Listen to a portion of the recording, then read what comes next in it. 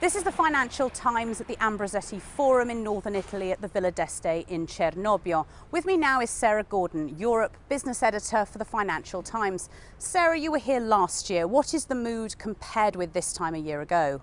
Well, it's very interesting because last year there was a real sense of crisis. I mean, it was, looking back on it, it seems that it was the height of the Eurozone financial crisis. It was at the same time as Mario Draghi was, I think the weekend we were here, Mario Draghi announced the outright monetary transactions. So the whole debate was focused really very much on what on earth is happening to the Eurozone. Are we going to get out of this? Are any countries going to leave the Eurozone? Is the euro itself going to survive as a currency? There was also, that was alleviated a little by discussion of Syria. This year, the mood is extremely different. Obviously, Syria is still a big, in fact, a larger issue than it was last year. But what is more noticeable, really, is that there's much greater optimism about the outlook for both the world economy and for the Eurozone. And if I can pick you up on those there, I mean, Sarah, what are the big themes that are coming out from the conference this year? Well, I think the big themes are really how strong there are signs of recovery, but how strong and how sustainable is this recovery in the West? There are a number of sort of uncertainties around that. I mean, uncertainties surrounding the data, uncertainties regarding the level of sort of consumer demand, and in particular within the Eurozone itself, whether other countries like Greece are going to require a further bailout, what political impetus there is for that now. There is, I mean, setting the West aside, there is also a continued focus on China and whether China is suffering a slowdown and what the effect of that will be on global demand in general and on the emerging markets in particular. So overall, there's a very positive turn of tone here.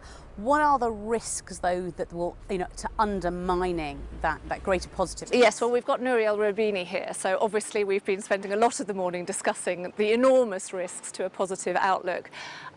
First of all, I think what is happening in the States, when quantitative easing will cease and what the impact of that will be on the rest of the world. I mean, we've already seen bond yields spiking incredibly sharply, raising interest, raising borrowing costs for both emerging markets and developed markets alike. There's also the uncertainty of who the next Fed chairman will be. Whilst the mood of at least here in Ambrosetti, there seems a general consensus that Larry Summers will be the next Fed chairman. What exactly he's going to do is still up in the air. Then other uncertainties really are in the Eurozone, less the economic outlook, but more the political challenges at the moment. Obviously, the forthcoming German elections, the very doddery and tottering Italian government and whether the coalition is going to survive. Political risks still in places like Spain, Greece, Portugal.